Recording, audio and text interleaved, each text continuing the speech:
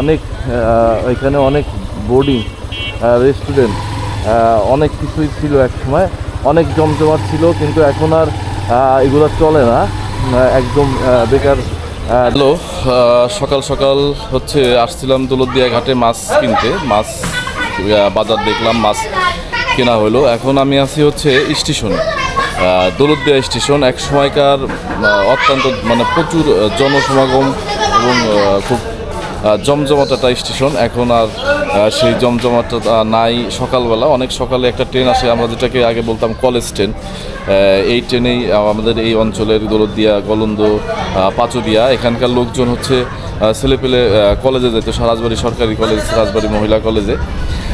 তো এখন আর সেই ঢাকার যাত্রীরা এখান থেকে কুষ্টিয়া, কুকসা বিভিন্ন অঞ্চলে যাইতো, তো এখন আর সেই জমজমাট নাই, কারণ হচ্ছে পদ্মা সেতু হয়েছে।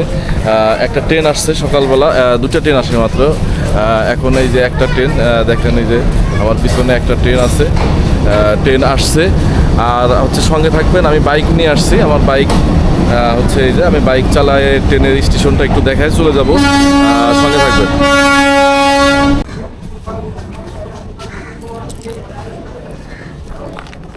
এই স্টেশনটা এতটাই জাঁকজমক ছিল এক সময়, যেটা চিন্তাও করতে পারবেন না, যে লোক আর মানুষ এই স্টেশনে প্ল্যাটফর্ম দিয়ে হাঁটাহাঁটি করা যেত না। আর এখন একদম ফাঁকা থাকে, কোনো জনগণ নেই, জনসমাগম নেই। তো এই স্টেশন চলে যাচ্ছে, স্টেশনটা পার হয়ে। আর এই হচ্ছে রেল লাইনের ওপারে কিন্তু পতিতালয়। আর হচ্ছে অনেক এখানে অনেক বোর্ডিং রেস্টুরেন্ট অনেক কিছুই ছিল এক সময়, অনেক জমজমাট ছিল, কিন্তু এখন আর এগুলো চলে না, একদম বেকার বেকার পড়ে থাকে, এখন আর এগুলো চলে না। অল্প স্বল্প লোকজনের যাতায়াত হয় এখানে।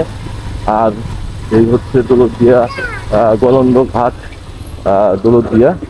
এই বাজারের মধ্য দিয়ে আমি বের হয়ে যাচ্ছি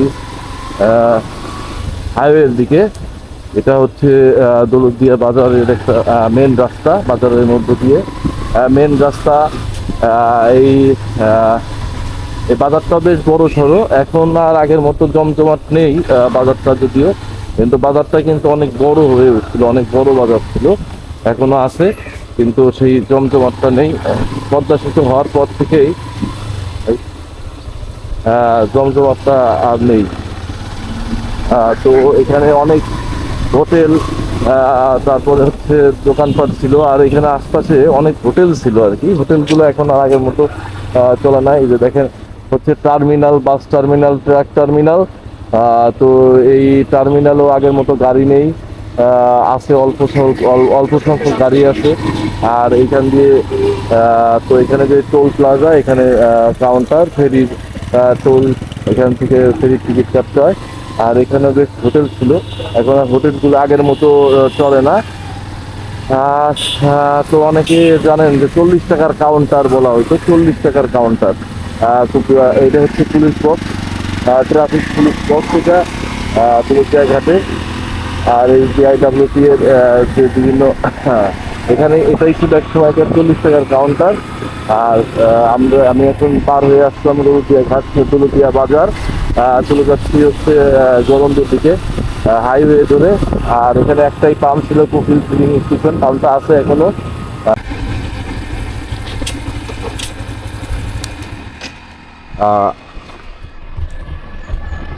তো সেই পুরাতন স্টেশন আর হচ্ছে পুরাতন ঘাট এলাকা একটু দেখাইলাম।